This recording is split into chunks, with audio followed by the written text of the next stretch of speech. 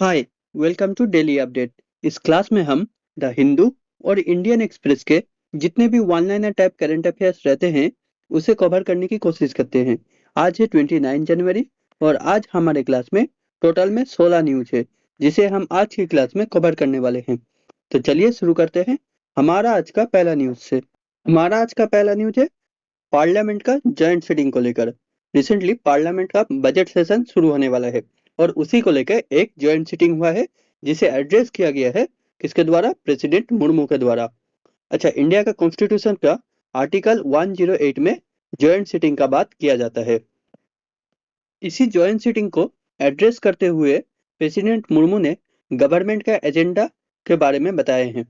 जैसे गवर्नमेंट का जो एजेंडा है economic reform, rural employment, national security और सोशल वेलफेयर, ये है गवर्नमेंट का एजेंडा। इसी जॉइंट सिटिंग को एड्रेस करते हुए उन्होंने तमिल के एक पोएट एंड सेंट तिरुवल्लुवर के एक कोट को मेंशन किया। वो कोट था, irrespective of vocation in society the life of every individual is dependent on the अर्दस labour of hard working farmers. इसी के साथ प्रेसिडेंट ने केरला के एक रिफॉर्मर श्री नारायण गुरु के भी कोट मेंशन किए हैं। वो है, acquired knowledge through education and become powerful through organisation. इसी के साथ आगे बढ़ते हैं हमारा आज का सेकेंड न्यूज पे। हमारा आज का सेकेंड न्यूज है एनसीसी का एक रैली को लेकर। रैली का नाम था the annual national cadet crop PM rally. इसे हेल्ड किया गया था कहां पर? दिल्ली में। और इस रैली को एड्रेस किया गया है प्राइम मिनिस्टर नरेंद्र मोदी के द्वारा। इसी के साथ इस रैली का थीम भी देख लेते हैं। इस रैली का थीम था इस साल का राष्ट्र प्रथम कर्तव्य निष्ठा युवा। ये था इस साल का एनसीसी पीएम रैली का थीम। इसी रैली को एड्रेस करते हुए पीएम ने इंडिया और यूरोपियन यूनियन का एफटीए के बारे में भी बताए हैं।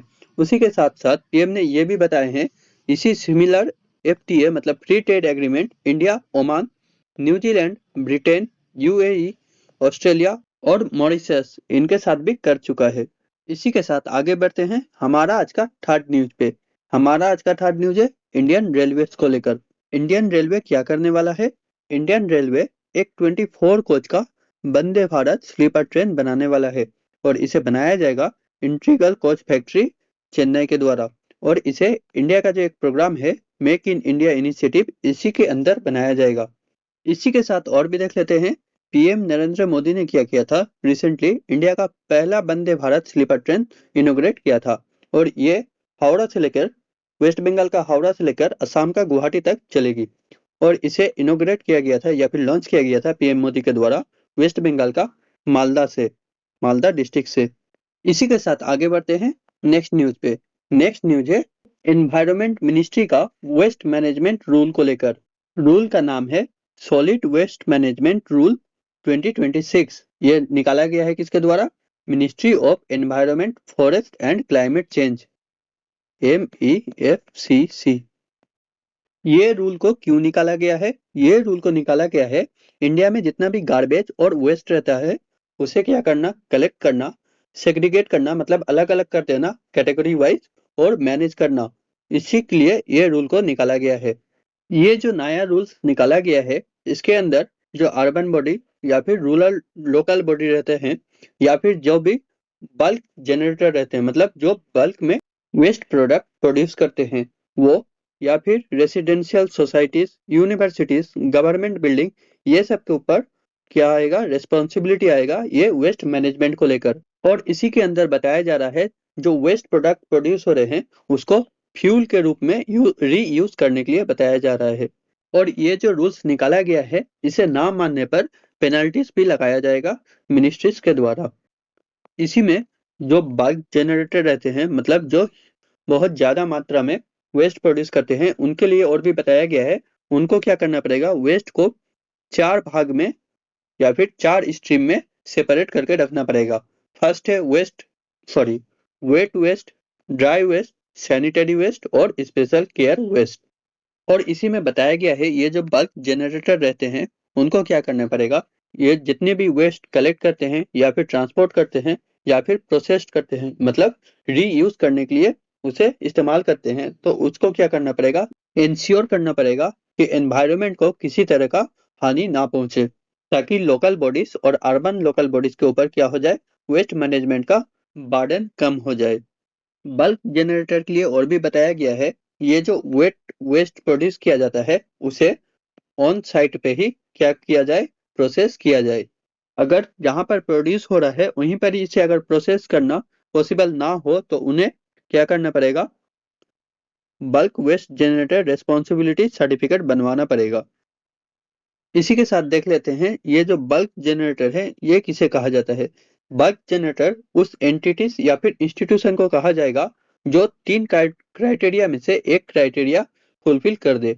वो तीन क्राइटेरिया क्या है, उनका जो फ्लोर एरिया है वो 20,000 स्क्वायर मीटर या फिर उनसे ज्यादा हो, मतलब जो एरिया में वो बना हुआ है वो एरिया 20,000 स्क्वायर मीटर से ज्यादा हो या फिर 20,000 स्क्वायर मीटर हो। उसके साथ दूसरा क्राइटेरिया है वाटर कंजम्पशन जो रहता है, मतलब उस एंटिटी या फिर इंस्टीट्यूशन का water consumption 40,000 litre per day रहे या फिर इनसे ज्यादा रहे तो उसे क्या कहा जाएगा, बल्क जनरेटर कहा जाएगा। और तीसरा है अगर उस एंटिटी या फिर institution 100 KG per day waste produce करता हो या फिर 100 केजी पर डे से ज्यादा वेस्ट प्रोड्यूस करता हो तो उन्हें भी क्या कहा जाएगा, बल्क जनरेटर कहा जाएगा। इसी के साथ वेस्ट को लेकर एक डाटा भी देख लेते हैं। इस डाटा में बताया गया है इंडिया में हर दिन 1.8 लाख टन क्या होता है, सॉलिड वेस्ट जनरेट किया जाता है, जिसमें से 1.7 लाख टन क्या होता है, कलेक्टेड होता है, 1.4 लाख टन क्या होता है, प्रोसेस्ड या फिर ट्रीटेड होता है, मतलब उसे क्लीन किया जा सके ताकि रीयूज के लिए, और 39,629 टन पर डे क्या होता है, लैंड फिल किया जाता है। और ये डाटा है सेंट्रल पोल्यूशन कंट्रोल बोर्ड का जो 2023-24 का डाटा है। इसी के साथ आगे बढ़ते हैं हमारा आज का नेक्स्ट न्यूज पे। हमारा आज का नेक्स्ट न्यूज है एक रूल्स को लेकर जो निकाला गया है हेल्थ मिनिस्ट्री के द्वारा। रूल्स का नाम है amendment to the new drugs and clinical trial rules 2019। इसे क्यों निकाला जा रहा है, इसे निकाला जा रहा है ये जो रेगुलेटरी बॉडी है CTSCO, इसका बर्डन कम करने के लिए और ईज ऑफ डूइंग बिजनेस करने के लिए ये रूल्स को निकाला जा रहा है। और ये रूल निकाला जा रहा है union health and family welfare ministry के द्वारा। इसमें बताया जा रहा है कोई भी फार्मास्यूटिकल कंपनी जो रहते हैं वो स्मॉल अमाउंट में रिसर्च पर्पस के लिए या फिर रिसर्च और एनालिसिस पर्पस के लिए अगर ड्रग प्रोड्यूस करे तो उनके लिए उनको टेस्ट लाइसेंस का जरूरत नहीं है। और ये टेस्ट लाइसेंस लिया जाता है CDSCO मतलब central drug standard control organisation से। इसी में और भी बताया गया है ये लाइसेंस प्रोविजन को हटाकर प्रायर इंटीमेशन मैकेनिज्म को लाया गया है, जिसके अंदर फार्मास्यूटिकल कंपनीज इस एनालिसिस और रिसर्च पर्पस के लिए अगर किसी भी ड्रग्स को मैन्युफैक्चर करना चाहे तो वो क्या कर सकता है, जो अथॉरिटी रहता है अथॉरिटी को सिर्फ इन्फॉर्म कर सकता है कि मैं ये करने वाला हूँ, उसके लिए लाइसेंस की अब जरूरत नहीं है। बट कुछ लिमिटेड कैटेगरी जो हाई रिस्क ड्रग्स रहते हैं इनको प्रोड्यूस करने के लिए अभी भी लाइसेंस लेना पड़ेगा, जैसे कि psychotoxic drug, narcotic drug, psychotropic drug, ये सब बनाने के लिए क्या करना पड़ेगा, लाइसेंस लेना पड़ेगा। और ये लाइसेंस का जो प्रोसेस था उसको भी अब इजी कर दिया गया है। पहले लाइसेंस बनवाने में 90 डेज लगता था, अब 45 डेज में हो जाएगा। और ये रूल्स को लाया गया है फार्मास्यूटिकल रिसर्च और इनोवेशन को बूस्ट देने के लिए। इसी के साथ आगे बढ़ते हैं हमारा आज का नेक्स्ट न्यूज पे। हमारा आज का नेक्स्ट न्यूज है एनवायरमेंट मिनिस्ट्री को लेकर। अभी एनवायरमेंट मिनिस्ट्री ने अपना एक रूल्स को अमेंड किया है, जिसके अंदर से कोई भी इंडस्ट्री सिर्फ एक सिंगल एप्लीकेशन से क्या कर सकता है, एयर एंड वाटर एक्ट और वेस्ट मैनेजमेंट रूल्स के अंदर वेस्ट मैनेजमेंट का परमिशन ऑब्टेन कर सकता है। और इस अमेंडमेंट को क्यों लाया गया है, to ensure faster, clearer and more efficient approval process, मतलब अप्रूव करने का जो प्रोसेस रहता है उसको फास्ट करने के लिए, क्लीन करने के लिए और आसान करने के लिए ये अमेंडमेंट को लाया गया है। और उसी के साथ एनवायरमेंट सेफगार्ड को भी मेंटेन किया जा सके। इसी के अंदर और भी बताया जा रहा है ये जो परमिशन मिलता है इसको बार बार रिन्यूअल कराने का जरूरत नहीं है, और ये तब तक वैलिड रहेगा जब तक अथॉरिटी इसका जो एप्लीकेशन का अप्रूव किया था उसे कैंसिल ना कर दे। मतलब परमिशन कैंसिल जब तक ना करे तब तक ये क्या रहेगा, वैलिड रहेगा और इसे बार बार रिन्यूअल कराने का कोई जरूरत नहीं है। और ये जो एप्लीकेशन दिया जाता है, ये किसको दिया जाता है, ये एप्लीकेशन दिया जाता है स्टेट पोल्यूशन कंट्रोल बोर्ड्स को। इसी बोर्ड्स के द्वारा कोई भी इंडस्ट्री को परमिशन दिया जाता है या फिर उनका परमिशन को कैंसिल कर दिया जाता है। और इसमें और भी बताया जा रहा है जो रेट कैटेगरीज के इंडस्ट्री रहते हैं उनका जो परमिशन ग्रांट्स का टाइम है उसको 120 दिन से घटाकर 90 डेज कर दिया गया है। इसी के साथ और भी देख लेते हैं ये रेड कैटेगरी इंडस्ट्री किसे कहा जाता है। जितने भी इंडस्ट्री टॉक्सिक एमिशन करते हैं उन्हें क्या कहा जाता है, उन्हें रेड कैटेगरी इंडस्ट्री कहा जाता है। इसी के साथ और भी बताया गया है जो एनवायरमेंट ऑडिट रूल 2025 के अंदर रजिस्टर्ड एनवायरमेंटल ऑडिटर रहते हैं वो क्या कर सकते हैं, उस साइट को विजिट करके वेरीफाई करके किसी भी एप्लीकेंट का एप्लीकेशन को अप्रूव कर सकते हैं। इसी के साथ आगे बढ़ते हैं हमारा आज का नेक्स्ट न्यूज पे। हमारा आज का नेक्स्ट न्यूज है एक रिपोर्ट को लेकर। रिपोर्ट का नाम है 2425 report on representation of SC ST and OBC employees in union government. इसे निकाला गया है DOPT यानी कि department of personal and training के द्वारा। इस रिपोर्ट के अंदर बताया गया है ग्रुप सी का जो सफाई कर्मचारी या फिर सैनिटेशन वर्कर एम्प्लॉय है जो यूनियन गवर्नमेंट के अंदर काम करते हैं उसमें से 66% से ज्यादा employ schedule caste, schedule tribes और OBC से है। और उसी के साथ यूनियन मिनिस्ट्री मतलब यूनियन गवर्नमेंट के अंदर ग्रुप ए में जो एम्प्लॉइज काम करते हैं उसमें से सिर्फ 14% SC से है, 6% ST से और 19.14% OBC से है। इसी को एक बार चार्ट से देख लेते हैं। ग्रुप ए में टोटल एम्प्लॉय है 1,19,178 जिसमें से सिर्फ 14% SC, ST 6.54% और OBC 19.14%। ग्रुप बी में 3,64,307 जिसमें से 16% SC, 7% 7.63% ST और 21.95% OBC। ग्रुप सी का सैनिटेशन वर्कर्स को छोड़कर 27,27,930 इतना एम्प्लॉय काम करते हैं जिसमें से 16.75% SC से 8.94% ST और OBC से 27.29%। और ग्रुप सी का ही जो सैनिटेशन वर्कर है उनमें 40,737 एम्प्लॉय काम करते हैं जिसमें से 36.75% SC से, 8.18% ST से और OBC से 21.15%। मतलब अगर देखा जाए तो ग्रुप ए ग्रुप बी का जो ज्यादातर एम्प्लॉई है वो जनरल कैटेगरी के हैं और ग्रुप सी में भी जो सैनिटेशन वर्कर्स नहीं है उनमें भी ज्यादा जनरल कैटेगरी से है। और ग्रुप सी के जो सैनिटेशन वर्कर है उनमें जनरल कैटेगरी का संख्या कम है और ये SC ST और OBC का टोटल रिप्रेजेंटेशन इसमें सबसे ज्यादा है। इसी के साथ आगे बढ़ते हैं हमारा आज का नेक्स्ट न्यूज पे। हमारा आज का नेक्स्ट न्यूज है महाराष्ट्र के डेप्यूटी CM को लेकर। महाराष्ट्र के डेप्यूटी CM जो थे अजीत पवार उनका प्लेन क्रैश एक्सीडेंट में डेथ हो गया है और ये एक्सीडेंट हुआ था बारामती एयरपोर्ट पुणे महाराष्ट्र के। इसी के साथ देख लेते हैं इंडिया के कौन कौन सा रिनाउंड पर्सनैलिटीज है जिनका क्या हुआ है एयर ट्रेजिक में डेथ हुआ है। फर्स्ट है होमी जहांगीर भाभा। ये क्या थे, ये इंडिया के न्यूक्लियर फिजिसिस्ट थे। नेक्स्ट मोहन कुमार मंगलम, उसके बाद Sanjay Gandhi. Next NVN Somu. Next Madhavrao Scindia. उसके बाद है GMC Balayogi. YS Rajasekhar Reddy. Next है जनरल बिपिन रावत, ये इंडिया के फर्स्ट CDS थे। नेक्स्ट विजय रूपानी फॉर्मर गुजरात के CM। उसके बाद है रिसेंटली अजित पवार जो महाराष्ट्र के डेप्यूटी CM। इसी के साथ आगे बढ़ते हैं हमारा आज का नेक्स्ट न्यूज पे। हमारा आज का नेक्स्ट न्यूज है केरला को लेकर।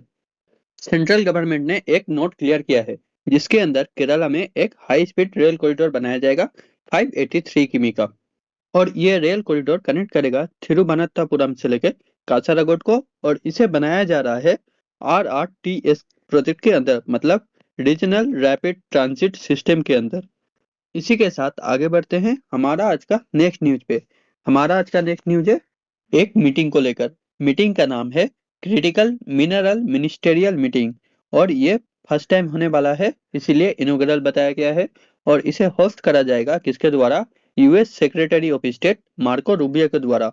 और ये मीटिंग होने वाला है कहाँ पर? वाशिंगटन डीसी यूएस में।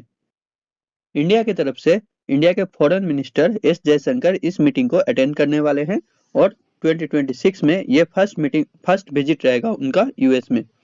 इस मीटिंग का फोकस है क्रिटिकल मिनरल्स का रेजिलिएंट सप्लाई और नेशनल सिक्योरिटी और एनर्जी ट्रांजिशन में इसका सही से उपयोग। इसी के साथ आगे बढ़ते हैं नेक्स्ट न्यूज पे। नेक्स्ट न्यूज है इंडिया और सऊदी अरबिया को लेकर। रिसेंटली एक third India Saudi Arabia security working group का मीटिंग हुआ था, जिसे को चेयर किया गया था इंडिया के मिनिस्ट्री ऑफ एक्सटर्नल अफेयर्स के जो जॉइंट सेक्रेटरी हैं विनोद बाहाडे उनके द्वारा, और सऊदी अरबिया के legal affairs and international cooperation in ministry के जो डायरेक्टर जनरल है अहमद अल इस्सा, इन दोनों के द्वारा। और इस मीटिंग को ऑर्गेनाइज किया गया है एसपीसी के अंदर, मतलब India Saudi Arabia strategic partnership council. इसी के अंदर इस मीटिंग को ऑर्गेनाइज किया गया था। इस मीटिंग में दोनों साइड ने counter terrorism, countering extremism, radicalisation, combating financing of terrorism, ये सब पे बात किए हैं। इसी के साथ और भी देख लेते हैं। एक डिफेंस पार्टनरशिप हुआ था किसके बीच में? इंडिया और यूएई के बीच में। और इसी डिफेंस पार्टनरशिप के अंदर इंडिया और यूएई ने मिलकर letter of intent agreement sign किया है। और इसे साइन किया गया था कहाँ पर? यूएई का कैपिटल रियाद में। इसी के साथ आगे बढ़ते हैं नेक्स्ट न्यूज पे। नेक्स्ट न्यूज है एक अवार्ड को लेकर। अवार्ड का नाम है नेशनल मॉडल यूथ ग्राम सभा अवार्ड्स। और इस अवार्ड को दिया जाता है किसके द्वारा? मिनिस्ट्री ऑफ पंचायती राज के द्वारा। ये अवार्ड दो कैटेगरीज में दिया जाता है। फर्स्ट कैटेगरी है जवाहर नवोदया विद्यालय, और दूसरा है एकलव्य मॉडल रेसिडेंशियल स्कूल। इस अवार्ड में जेएनवी कैटेगरी, मतलब जवाहर नवोदया विद्यालय कैटेगरी में जेएनवी ऊना जो हिमाचल प्रदेश का है, इसने फर्स्ट पोजीशन सिक्योर किया है। उसके बाद है जेएनवी कन्नूर केरला, इसने सेकंड पोजीशन सिक्योर किया है। और थर्ड है जेएनवी उखरुल मणिपुर का, इसने थर्ड पोजीशन सिक्योर किया है। और ईआरएमएस कैटेगरी, मतलब Eklavya model residential school category में ईएमआरएस कोसाम्बुदा जो छत्तीसगढ़ का है, इसने फर्स्ट पोजीशन सिक्योर किया है। और सेकंड पोजीशन पे है ईएमआरएस हिरली ओडिशा, ये सेकंड पोजीशन पे है। और थर्ड पोजीशन पे ईएमआरएस जबलपुर मध्य प्रदेश, ये थर्ड पोजीशन पे है। इसी के साथ आगे बढ़ते हैं नेक्स्ट न्यूज पे। नेक्स्ट न्यूज है एक स्कीम को लेकर। स्कीम का नाम है उड़ान स्कीम, पूरे देश का आम नागरिक, ये है स्कीम का फुल फॉर्म। इस स्कीम को लॉन्च किया गया था मिनिस्ट्री ऑफ सिविल एविएशन के द्वारा। कब? अक्टूबर 2016 में। एविएशन सेक्टर को अफोर्डेबल और एक्सेसिबल बनाने के लिए इस स्कीम को लॉन्च किया गया था। और अभी तक 625 उड़ान रूट ऑपरेशनलाइज्ड है, जो 90 एयरपोर्ट को कनेक्ट करता है। इसी के साथ आगे बढ़ते हैं हमारा आज का नेक्स्ट न्यूज पे। हमारा आज का नेक्स्ट न्यूज है एक एमओयू को लेकर। एमओयू मतलब मेमोरेंडम ऑफ अंडरस्टैंडिंग। ये एमओयू किया गया है आयुष एक्सपोर्ट प्रमोशन काउंसिल और जेप्टो लिमिटेड के बीच में। ये एमओयू को क्यों साइन किया गया है? ये एमओयू साइन किया गया है आयुष मेडिसिन और वेलनेस जो प्रोडक्ट हैं आयुष मिनिस्ट्री के, उसको क्या किया जाएगा? जेप्टो ऑनलाइन प्लेटफॉर्म के द्वारा पैन इंडिया में बेचा जाएगा। इसी के साथ आगे बढ़ते हैं हमारा आज का सेकंड लास्ट न्यूज पे। हमारा आज का सेकंड लास्ट न्यूज है एक डील को लेकर। ये डील किया गया है ओएनजीसी, मतलब oil and natural gas corporation limited के द्वारा, और आरआईएल रिलायंस इंडस्ट्रीज लिमिटेड के बीच में। ओएनजीसी और आरआईएल के बीच में। इसके अंदर क्या होगा? इसके अंदर जो डीप वाटर ऑफशोर एक्सप्लोरेशन को लेकर जितना भी रिसोर्स है, उनको क्या किया जाएगा? इन दोनों के बीच में शेयर किया जाएगा। और ये जो डीप वाटर ऑफशोर एक्सप्लोरेशन है, ये मोस्टली इंडिया के जो east coast, particularly Krishna Godavari basin और अंडमान ऑफशोर को लेकर किया जाएगा।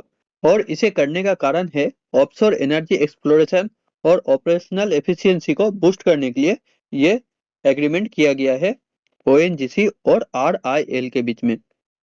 इसी के साथ आगे बढ़ते हैं हमारा आज का लास्ट न्यूज पे। हमारा आज का लास्ट न्यूज है रिपब्लिक डे पैरेड को लेकर। इस बार भी रिपब्लिक डे पैरेड में जो बेस्ट कंटिजेंट का अवार्ड मिला है वो किसे मिला है? दिल्ली पुलिस को मिला है, और ये तीसरा बार मिला है दिल्ली पुलिस को। इसी के साथ हमारा आज का क्लास यहीं पर खत्म होता है।